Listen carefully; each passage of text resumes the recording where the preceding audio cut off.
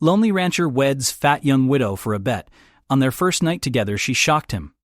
The card slapped down on the worn table with a crack that made every man in the saloon look up.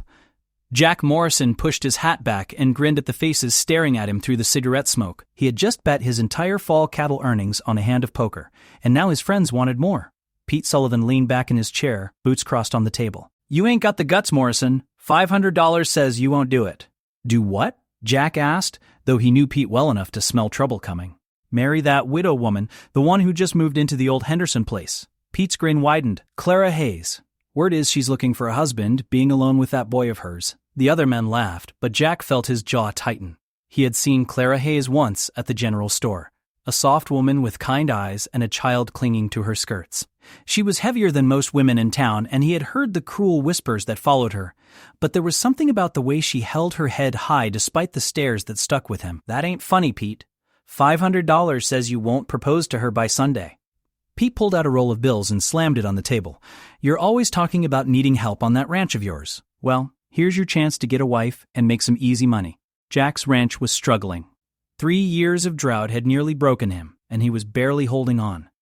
$500 would save his operation, buy the feed he needed, maybe even hire another hand for spring roundup.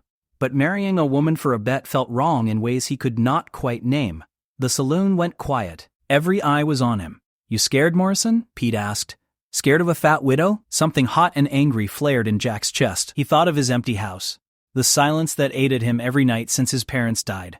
He thought of his land, the cattle that depended on him, the legacy he was fighting to keep alive.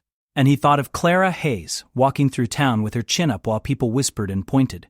"I'll do it," he said. "But when I win this bet, you keep your mouth shut about her. No more talk like that." Pete's grin faltered for just a second, then came back twice as wide. "Deal, but you gotta marry her, not just propose. Wedding by next Saturday or the bet's off." Jack stood up, his chair scraping against the floorboards. He walked out of the saloon into the cool night air, already wondering what kind of fool he had just become. By morning, half the town knew about the bet. Jack rode out to the Henderson place with his stomach in knots. The small ranch house sat in a valley between two hills, smoke rising from the chimney. A boy of about 7 was chopping wood in the yard, his technique all wrong but his determination clear. Jack dismounted and the boy stopped, watching him with suspicious eyes. "Your mother home, son?" "Who's asking?" "Jack Morrison. I own the spread 3 miles north." The door opened and Clara Hayes stepped out onto the porch. She was wearing a simple dress, her dark hair pulled back, and her hands were dusted with flour. She was indeed a larger woman, but Jack found himself noticing the curve of her smile more than anything else. "Mr. Morrison," she said, "what brings you out here?" Jack had rehearsed a speech, something respectful and honest, but standing there under her steady gaze, the words tangled up in his throat. "Ma'am, I know this ain't conventional, but I'm in need of a wife, and I heard you might be looking for a husband." Her smile faded. "You heard that, did you?" "Yes, ma'am. I got a ranch, it's struggling some, but it's good land. I can provide for you and your boy. I ain't a rich man, but I'm honest and I work hard." Clara studied him for a long moment. "And why would a man like you need to come asking a widow he doesn't even know?" Jack felt heat crawl up his neck. "Because I'm desperate, ma'am. And because I think maybe you understand what that feels like." Something shifted in her expression. "Come inside, Mr. Morrison. Let's talk properly." They sat at her kitchen table while the boy, whose name was Henry, watched from the corner. Clara poured coffee and listened as Jack explained about his ranch, his struggles, his need for help. He did not mention the bet. That shame was his alone to carry. "What do you know about me, Mr. Morrison?" "Not much, ma'am. You're a widow, you got a son, and you moved here from back east. And you know what people say about me." Jack met her eyes. "I know people talk. I don't put much stock in gossip." Clara laughed, but there was no humor in it. "They say I'm fat. They say I ate myself out of my last town. They say no decent man would want me." The words hit Jack like a physical blow. He set down his coffee cup carefully. "Ma'am, I think people say cruel things because it makes them feel better about their own lives. I think you're a brave woman to come out here alone and make a new start. And I think any man would be lucky to have you. Even for a bet?" Jack's blood went cold. She knew. Somehow she knew. Clara smiled sadly. "Mr. Morrison, this is a small town. You made that bet last night, and by dawn every woman at the church social knew about it. Did you really think I wouldn't hear?" Jack wanted to disappear into the floorboards. "Ma'am, I'm sorry. That was wrong of me. I'll go now and you can forget I ever came here." But Clara held up her hand. "Wait. Tell me something true. Do you really need a wife?" "Yes, ma'am. And I really need a husband. Henry needs a father and I need a partner." She folded her hands on the table. So here's what I propose. We get married, you win your bet, and we split the money. 3 months from now, if either of us wants out, we get an annulment and go our separate ways. But we give it an honest try. Jack stared at her. You'd do that? Knowing about the bet? Mr. Morrison, I've been alone and poor and judged my whole life. I know what desperation looks like because I see it in the mirror every morning. At least you're honest about it. She extended her hand. Do we have a deal? Jack took her hand, feeling the calluses that matched his own. Deal. But ma'am, if we do this, I want you to know something. I don't care what people say about you. I'll treat you with respect, and I'll be good to your boy. Our boy? She corrected. If we're doing this, we're doing it right. They were married the following Saturday, in a ceremony attended by half the town. Pete Sullivan paid up the $500 with a sour expression, and Jack split it with Clara that same night, handing her $250 in cash. You keep it all, she said. Put it toward the ranch. We had a deal. Clara smiled. Then consider this my investment in our future, however long that future might be. The first week was awkward. Clara and Henry moved into Jack's ranch house, and they circled each other like wary animals. Jack worked from dawn until dark, avoiding the strange intimacy of having a woman in his home again. Clara cooked and cleaned and organized his chaotic household with quiet efficiency. Henry started learning ranch work properly, and Jack found himself enjoying teaching the boy.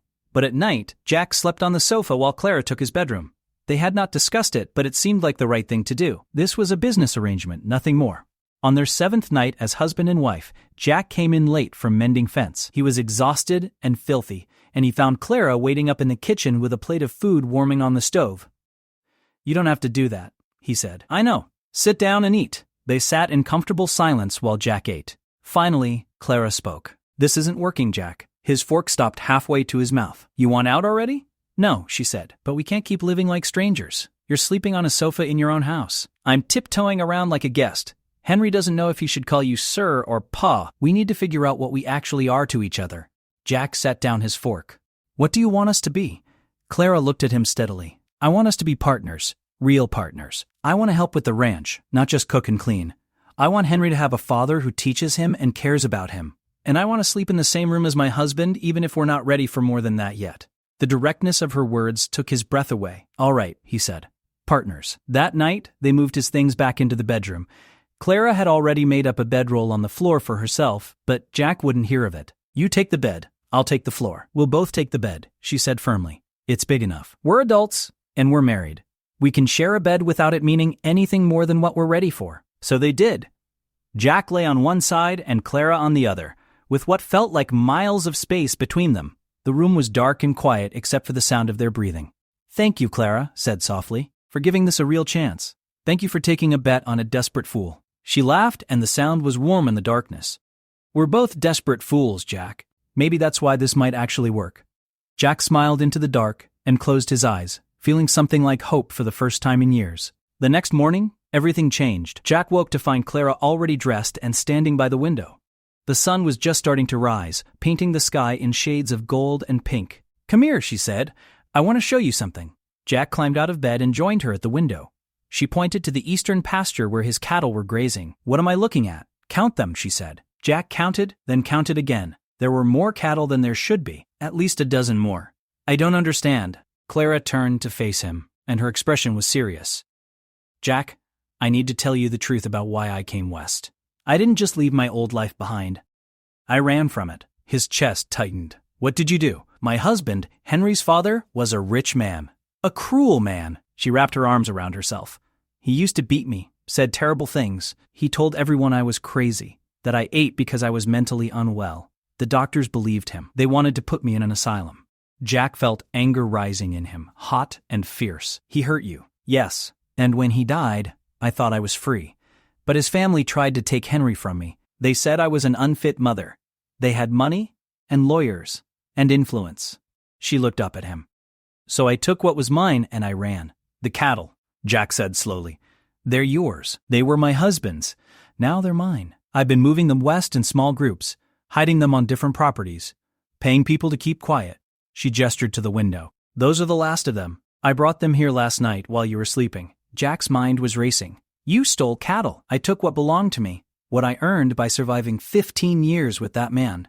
Clara's voice was steady, but her hands were shaking. Those cattle are worth about $15,000, Jack. Enough to save your ranch 10 times over. Enough to build something real. He stared at her. Why are you telling me this? Because you deserve to know what you've gotten yourself into. And because I'm tired of running. She met his eyes. I want to stay here. I want to make this work. But that means trusting you with the truth. Jack walked to the window and looked out at the cattle. $15,000. It was more money than he had ever dreamed of. It was also stolen, or close enough to it that the law might not see the difference. If Clara's husband's family came looking, there would be trouble. Big trouble. He turned back to her. Does anyone know you're here? Not yet.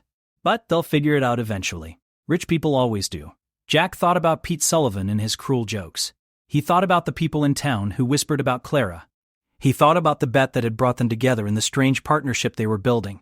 And he thought about the woman standing in front of him, brave enough to fight for her freedom and honest enough to risk everything by telling him the truth. Then we'd better make sure those cattle are worth it, he said. We're going to need to rebrand them, mix them in with mine, make it look like I've had them all along. We'll need to forge some bills of sale, maybe spread a story about coming into some inheritance. Clara's eyes widened. You're going to help me? You're my wife, Jack said simply, and partners don't abandon each other when things get complicated. He crossed the room and took her hands. But Clara, if we do this, we do it smart. No more secrets between us. We're in this together now, for better or worse. She nodded, and he saw tears in her eyes. I have more money too. Hidden. About $3,000 in cash that I saved over the years. Jack whistled low. We could buy more land with that. Expand the operation. Make this ranch into something that could support all of us for generations. Is that what you want? To build something lasting? He looked at her. Really looked at her. And saw not the fat widow the town whispered about, but a strong woman who had survived hell and come out fighting. Yeah, he said. I think I do. They spent the day planning. Clara showed Jack where she had hidden the cash, wrapped in oilcloth and buried behind the barn. Together they worked out a story about Jack's fictional uncle dying back east and leaving him cattle and money. It was thin, but it might hold up if anyone asked. Henry came in from his chores and found them bent over papers at the kitchen table. He looked between them nervously. Are you fighting? No, son, Jack said. And he realized he had called the boy son without thinking about it. We're planning. Your mother and I are going to build something together. Something big. Henry's face lit up. Can I help? Absolutely, Clara said, pulling him close. This is for all of us. That evening, they rode out together to inspect the cattle. Henry sat in front of Jack on the saddle, chattering about everything he had learned about ranching. Clara rode beside them on the mare Jack had given her, sitting tall and confident. As the sun began to set, painting the valley in shades of orange and purple, Jack felt something shift inside him. This had started as a bet, a desperate grab for money to save his failing ranch. But somewhere along the way, it had become something else. It had become a family. That night, lying in bed with Clara beside him, Jack spoke into the darkness. I'm glad you told me the truth.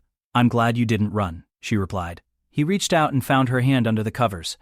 I want you to know something. That bet, the money Pete paid me, it doesn't matter anymore. You matter, Henry matters. This, what we're building, it matters. Clara squeezed his hand. I was so scared to tell you. I thought you'd send me away. Never, Jack said fiercely. You're stuck with me now, Clara Morrison. She laughed softly. Good, because I'm not going anywhere. They fell asleep holding hands, and for the first time since his parents died, Jack's house felt like a home. The next weeks were a whirlwind of activity. They rebranded the cattle, carefully mixing them with Jack's herd.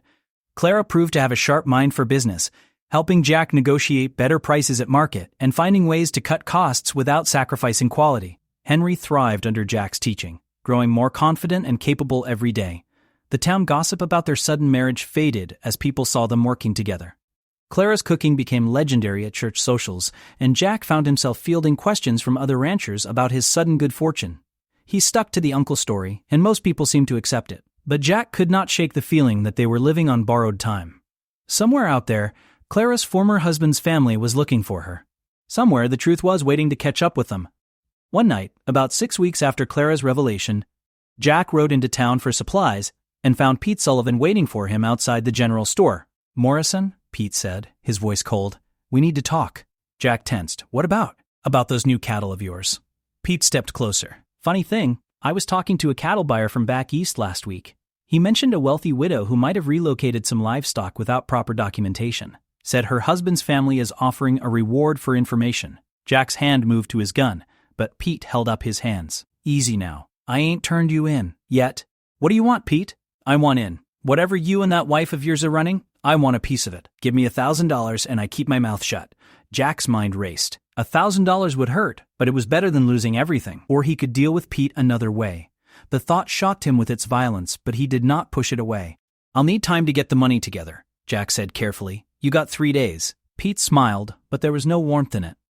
And Morrison, if you're thinking about doing something stupid, remember that I've already told some people what I suspect. Anything happens to me and the law will be at your door by morning.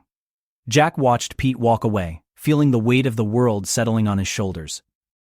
He rode home slowly, trying to figure out how to tell Clara that their carefully built life was starting to crumble. She was waiting on the porch when he arrived, and she knew immediately that something was wrong. What happened? Pete Sullivan knows, Jack said. Or at least he suspects. He wants $1,000 to stay quiet. Clara's face went pale, but her voice stayed steady. Do we pay him? Once we pay him, he owns us, Jack said. He'll keep coming back for more until we've got nothing left. Then what do we do? Clara stood up and paced the porch. Her mind was working. Jack could see it in her eyes. Finally, she turned to him. We give him what he wants. Jack frowned. I just said that's a bad idea. No, listen. She sat down beside him and lowered her voice. We give him $1,000. But we get it in writing that this is a one-time payment for his silence. We make him sign a confession that he's blackmailing us. Then we have insurance. Pete won't sign anything like that. He will if we make the right offer. She leaned in close. We tell him the truth, or part of it. We say that yes, the cattle came from back east, and yes, there might be questions about ownership. We tell him we're willing to pay him off, but we need protection too. We make it sound like a business deal between criminals, which is what he'll think it is anyway. And if he still refuses, then we have a problem, Clara said grimly. But I didn't survive 15 years with a monster just to lose everything now. One way or another, we're going to protect what we've built. Jack looked at his wife and saw the steel beneath her soft exterior. He had married her as part of a bet, thinking he was getting a desperate widow who needed saving. Instead, he had gotten a partner who was every bit as tough and determined as he was. All right, he said, we'll try it your way. But Clara, if this goes wrong, if the law gets involved, you and Henry run. You take the cash we've got hidden, and you disappear. I'll take the blame for everything. She took his face in her hands. We're in this together, remember? Partners don't abandon each other when things get complicated. You taught me that. I mean it, Clara. Henry needs his mother. He doesn't need to see you in jail. Then we'd better make sure neither of us ends up in jail, she said firmly. Now come inside and help me draft this agreement. We've got 3 days to make Pete Sullivan sign his own death warrant. They worked late into the night, crafting a document that would protect them while still appealing to Pete's greed. Clara's years of dealing with her husband's business affairs had taught her how to navigate legal language, and together they created something that looked official and binding. The next morning, Jack rode out to Pete's place with the document and a partial payment of $500. Pete read the agreement with narrowed eyes. This says I'm blackmailing you. It says you're agreeing to keep certain business confidential in exchange for payment, Jack corrected. That's a legitimate business arrangement. You want the money or not? Pete chewed his lip, clearly struggling with the decision. Finally, greed won out. He signed the document and took the $500. I want the rest in 3 days. You'll get it, Jack promised. And then we're done, Pete. This is the only payment you'll ever see. We'll see about that, Pete muttered, but Jack could see the uncertainty in his eyes. The signed document had changed the power dynamic, and Pete knew it. Jack rode home feeling like he had won a small victory, but the war was far from over. He found Clara in the kitchen teaching Henry how to make bread. He signed it, Jack said quietly. Clara's shoulders relaxed slightly. That's good. That's a start. What's a start? Henry asked, his hands covered in flour. Nothing you need to worry about, son, Jack said. Just some ranch business. But he could see the worry in Clara's eyes, and he knew she was thinking the same thing he was. Pete Sullivan was just one problem. The real threat was still out there, waiting. That night, lying in bed, Clara moved closer to Jack. He could feel the warmth of her body beside his. I'm scared, she whispered. Me too, he admitted. She took his hand and placed it on her stomach. Jack, there's something else I need to tell you. He felt his heart stop. I'm pregnant. About 2 months along, I think. Jack sat up in bed, his mind reeling. How? When? She smiled sadly. The first week we were married, before we agreed to just be partners. I woke up one night, and you were having a nightmare. You were calling out for your mother. I tried to wake you, to comfort you, and you reached for me. You probably don't even remember it. I don't, Jack said honestly. Clara, why didn't you tell me sooner? Because I was afraid you'd think I was trying to trap you, that this was some scheme to make sure you didn't leave when the 3 months were up. She looked at him with tears in her eyes. I want you to know that I never planned this. but I'm not sorry it happened. Jack lay back down and pulled her close. His hand rested on her stomach, feeling for a sign of the life growing inside her. We're going to have a baby. Yes. He thought about everything that had happened over the past weeks. The bet, the marriage, the cattle, the money, Pete's blackmail, and now this. It should have felt overwhelming, like too much for one man to handle. Instead, it felt right. We're really in it now, he said. No going back. Clara laughed through her tears. No going back. They held each other in the darkness, and Jack felt something he had not felt in years. He felt like he belonged somewhere, like he had a purpose beyond just surviving. He had a wife who was brave and clever and strong. He had a son who looked up to him. And soon he would have another child to protect and raise. Whatever came next, whatever trouble followed Clara from her old life, they would face it together. 3 days later, Jack met Pete Sullivan behind the church with the rest of the money. Pete counted it twice, then folded it into his pocket. Pleasure doing business with you, Morrison. Remember our agreement, Pete. This is the end of it. Sure. Pete mounted his horse and looked down at Jack. But just out of curiosity, how'd you really get those cattle? That uncle story is horseshit and we both know it. That's between me and my wife, Jack said evenly. Pete laughed. You're in deeper than you know, Morrison. That woman of yours, she's trouble. Mark my words. Jack watched Pete ride away and felt a cold certainty settle in his bones. This was not over. Pete would keep digging, keep asking questions. Eventually, he would find someone who knew something. And then everything they had built would come crashing down. He rode home slowly, trying to figure out their next move. When he got there, he found a stranger's horse tied to the porch rail. His heart sank. Inside, he found Clara sitting at the kitchen table across from a well-dressed man with cold eyes and a lawyer's briefcase. Mr. Morrison, the man said, standing to shake Jack's hand. My name is Richard Foster. I represent the estate of the late Charles Hayes. I believe you're married to his widow. Jack looked at Clara, who sat perfectly still and composed. Yes, sir. Clara's my wife. I see. Mr. Foster opened his briefcase and pulled out some papers. I'm here on behalf of Mr. Hayes' family. They've been searching for Mrs. Hayes for quite some time now.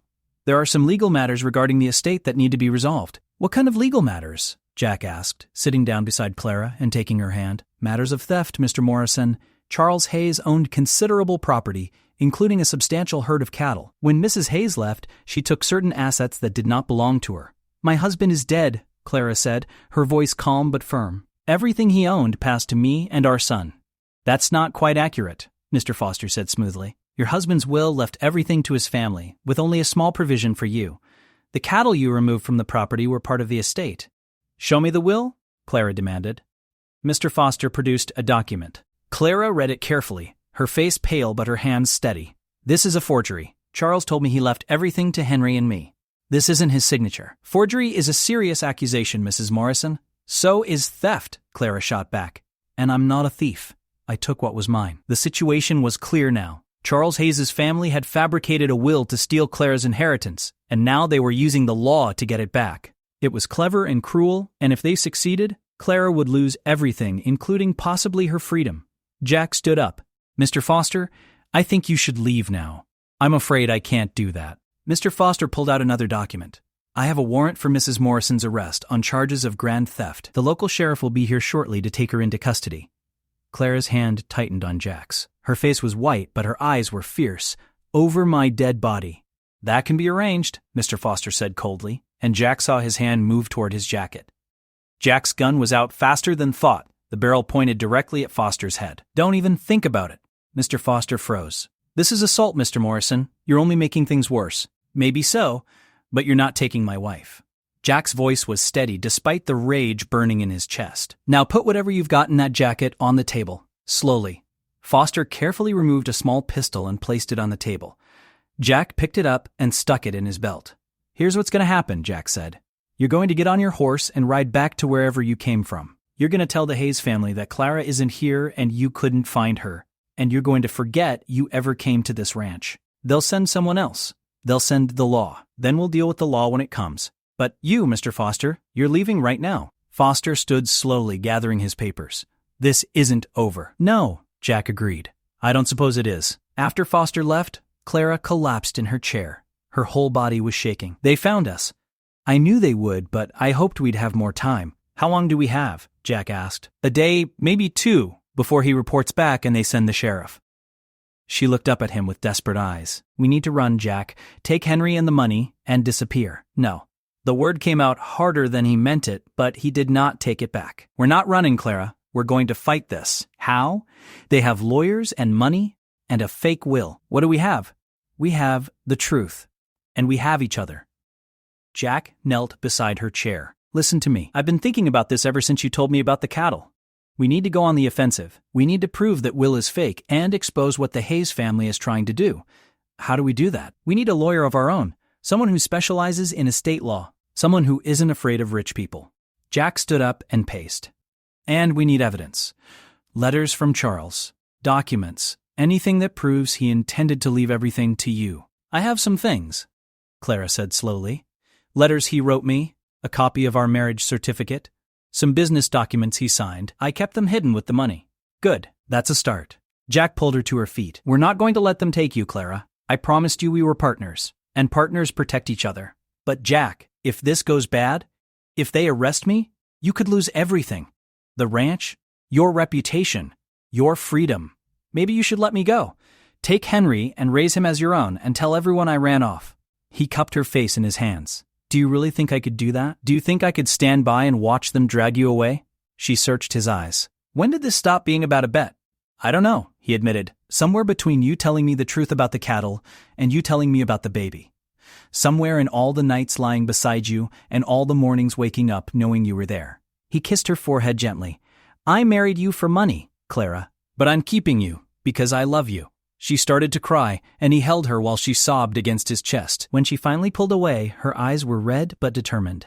Then we fight. We fight with everything we have. Damn right we do. They spent the rest of the day gathering everything they could find that might help their case. Clara's letters and documents painted a picture of a woman trapped in an abusive marriage, carefully documenting her husband's cruelty in case she ever needed proof. There were receipts showing she had contributed her own money to buying some of the cattle.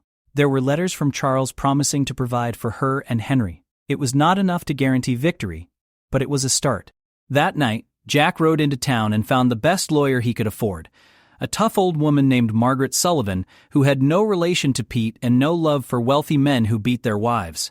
After hearing their story, Margaret leaned back in her chair. This is going to be ugly. The Hayes family has resources and connections. They'll drag you through the mud, question Clara's character, try to paint her as a gold digger and a thief. Let them try, Clara said. I've survived worse than gossip. Margaret smiled. I like you, Mrs. Morrison. All right, I'll take your case. But I need complete honesty from you. No more secrets, no more hiding. If there's anything else that could come out, I need to know now.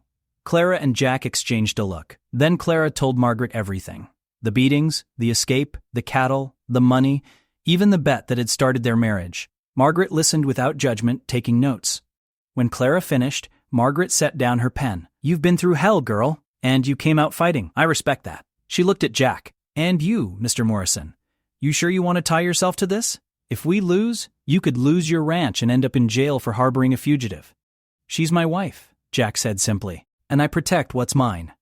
Margaret nodded. Then, let's get to work. We've got about 24 hours before that sheriff shows up with a warrant. We need to move fast.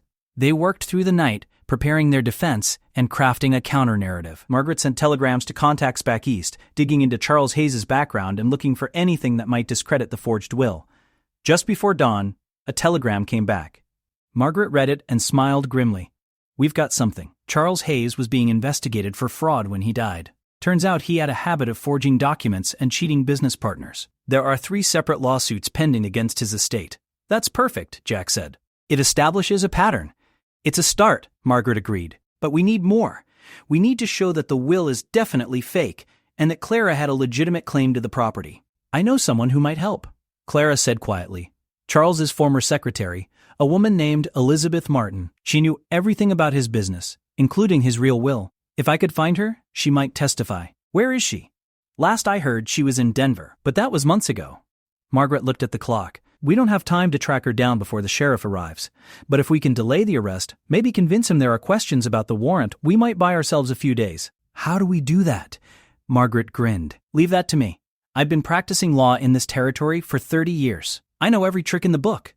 The sheriff arrived just after noon with 3 deputies and a very smug Richard Foster. They found Jack, Clara, and Margaret waiting on the porch with Henry standing between his parents. Sheriff Tom Wilson, a fair man who had known Jack for years, looked uncomfortable. Jack, Clara, I'm sorry about this, but I've got a warrant for Clara's arrest. On what charges, Sheriff? Margaret asked. Grand theft and embezzlement. The warrant signed by a judge in Philadelphia. Margaret held out her hand. May I see it? The sheriff handed over the warrant. Margaret read it carefully, then shook her head. This warrant is defective, Sheriff. It doesn't properly identify the alleged stolen property. The dates are wrong, and it's signed by a judge who doesn't have jurisdiction in this territory. That's nonsense, Foster sputtered. That warrant is perfectly valid. Is it, though? Margaret pulled out her own papers. Because I have here documented evidence that Charles Hayes was under investigation for fraud at the time of his death. I also have affidavits from 3 different business partners stating that Charles Hayes regularly forged documents and signatures. Given that history, I think there are serious questions about the authenticity of the will you're using to claim ownership of the disputed property. Sheriff Wilson looked between Margaret and Foster. Mr. Foster, is there any merit to what she's saying? Of course not. Foster's face was red. Those investigations were baseless accusations by jealous competitors. Then you won't mind if we take a few days to verify that, will you? Margaret smiled sweetly. Sheriff, I'm formally requesting a postponement of this arrest, pending an investigation into the legitimacy of the warrant and the underlying will. Given the serious questions raised about Mr. Hayes' history of document fraud, I believe due diligence is required. The sheriff rubbed his jaw. She's got a point, Foster. If this will turns out to be fake, we'll have arrested an innocent woman. She's not innocent. She stole $15,000 worth of cattle. Allegedly stole, Margaret corrected. And those cattle may well have been her legal property as the widow of Charles Hayes. Sheriff, you know me. You know I wouldn't be standing here if I didn't believe Clara Morrison was being railroaded by a wealthy family trying to steal her inheritance. Sheriff Wilson looked at Clara, who stood tall despite the fear Jack could see in her eyes. He looked at Henry, who was trying hard not to cry. Then he looked at Jack. All right, he said finally. I'm postponing this arrest for 72 hours pending investigation. Foster, you and I are going to the telegraph office to verify some of these claims. Margaret, you've got 3 days to make your case. Foster was furious but had no choice. He and the sheriff left, and Clara nearly collapsed with relief. That bought us time, Margaret said. But now, we need to make it count. We need to find Elizabeth Martin, and we need to find proof that the will is fake. Jack put his arm around Clara. We'll find it, whatever it takes. The next 3 days were a blur of desperate activity. Jack reached out to every contact he had, calling in favors and sending telegrams to Denver looking for Elizabeth Martin. Clara went through every document she had saved, looking for anything that might help their case. Margaret worked her legal connections, digging up more dirt on Charles Hayes and his family. On the second day, they got a break. A telegram arrived from Denver. Elizabeth Martin had been found and was willing to testify. She confirmed that Charles Hayes had indeed written a will, leaving everything to Clara and Henry, and that she had witnessed it herself. The will currently being used by the Hayes family was a forgery created after Charles' death. It was exactly what they needed. On the third day, with just hours before the sheriff's deadline expired, Margaret gathered everyone in her office. We have enough to fight this. Elizabeth is coming by train and should arrive tomorrow. With her testimony and the evidence of Charles's fraud history, we can make a compelling case that Clara is the victim here, not the criminal. But what about the cattle? Jack asked.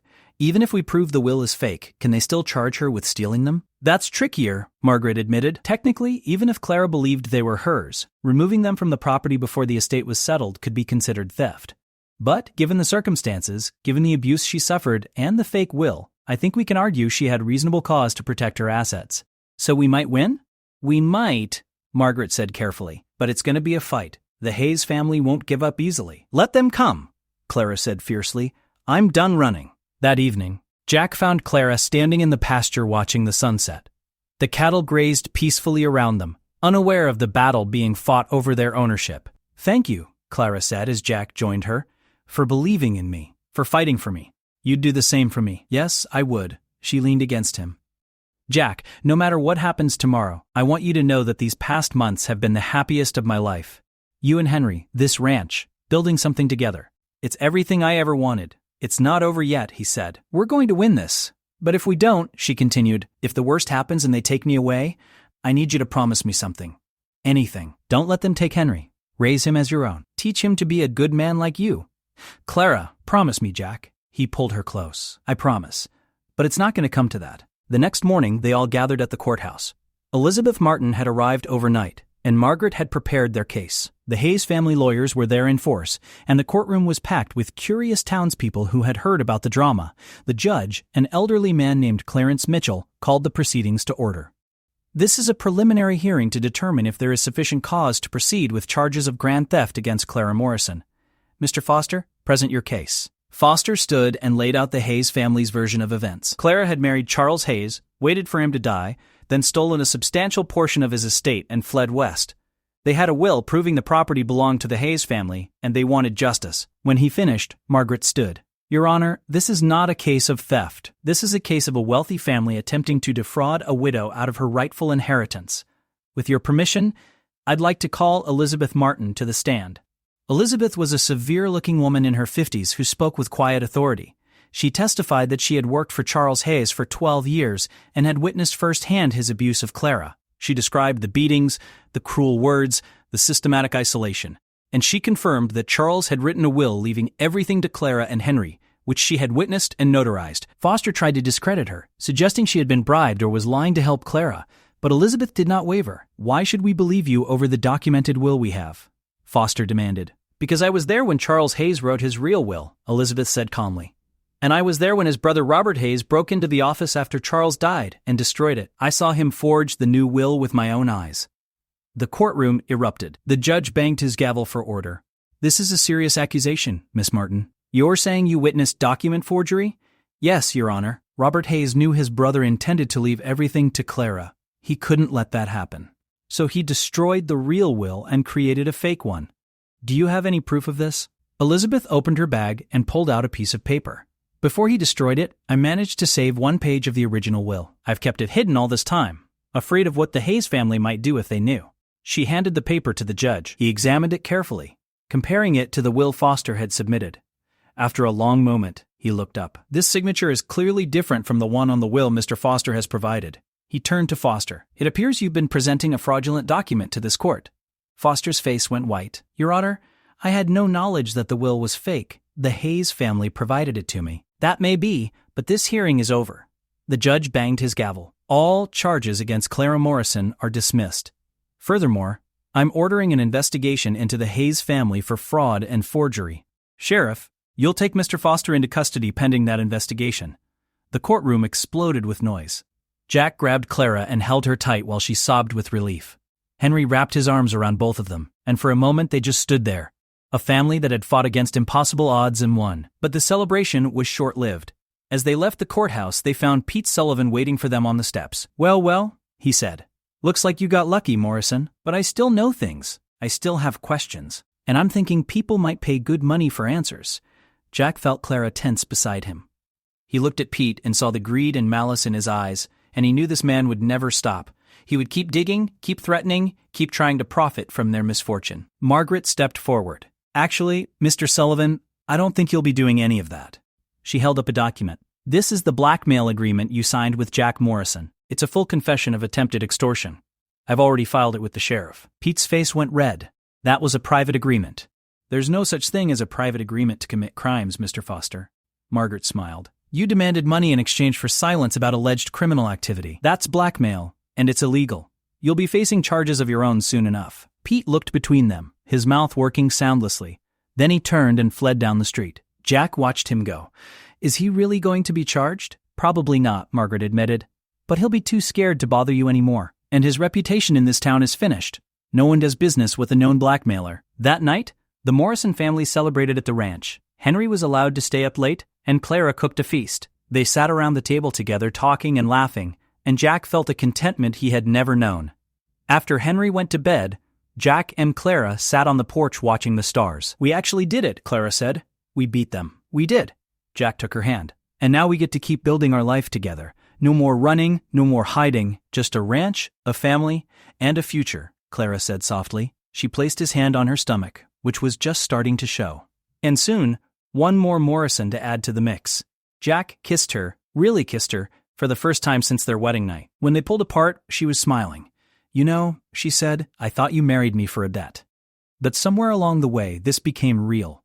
It was real the moment you told me the truth about the cattle, Jack said. That took more courage than anything I've ever seen. You trusted me with everything, And that's when I knew we could make this work. So what now? Now we run this ranch together. We raise our children, we build something that will last for generations. He pulled her close. And we prove that sometimes the best things in life start with terrible ideas and desperate choices. Clara laughed. A marriage that started with a bet about a fat widow. Who would have thought it could turn into this? I would have, Jack said. From the moment I saw you standing on that porch, with flour on your hands and fire in your eyes, I knew you were something special. I just didn't know how special until you shocked me on our first night together by telling me about the cattle. Best shock of my life, Clara agreed. Though I have to admit, I was terrified you'd turn me in. Never, Jack said fiercely. You're mine, Clara Morrison, and I protect what's mine. They sat together under the stars, two people who had found each other in the strangest of circumstances and built something beautiful from desperation and hope. The ranch stretched out around them, the cattle lowing softly in the distance, and somewhere in the house their son slept peacefully. In a few months, there would be another child. In a few years, maybe more. They would expand the ranch, buy more land, build a legacy. But for now, this moment was enough. Jack Morrison had made a bet to marry a fat widow for $500. Instead, he had found a partner, a love, and a future worth more than all the money in the world. And Clara Morrison, who had run from abuse and fought for her freedom, had found a home and a man who saw her not as a burden, but as a treasure. On their first night together as a truly married couple, she had shocked him with the truth about the cattle. But the real shock had been discovering that two broken people could come together and make something whole, that a marriage born from a bet could become the foundation of a love that would last a lifetime. As they finally went inside and climbed into bed together, no longer as strangers or partners of convenience, but as husband and wife in every sense, Jack whispered in the darkness, I love you, Clara. I love you too, she replied. Thank you for taking a bet on me. Best bet I ever made, Jack said. And he meant it with every fiber of his being. The fat widow and the lonely rancher had found each other against all odds, and together, they had built a life that was worth fighting for. Years would pass, and their story would become legend in the town. People would talk about the Morrison Ranch, about the couple who had overcome scandal and fought off greedy relatives and built something lasting. Children would grow up hearing about the rancher who married for a bet and found love instead. But none of that mattered as much as this moment, this night, this beginning of the rest of their lives together. Jack and Clara Morrison fell asleep in each other's arms. Their future stretched out before them like the endless prairie sky, full of promise and possibility and hope.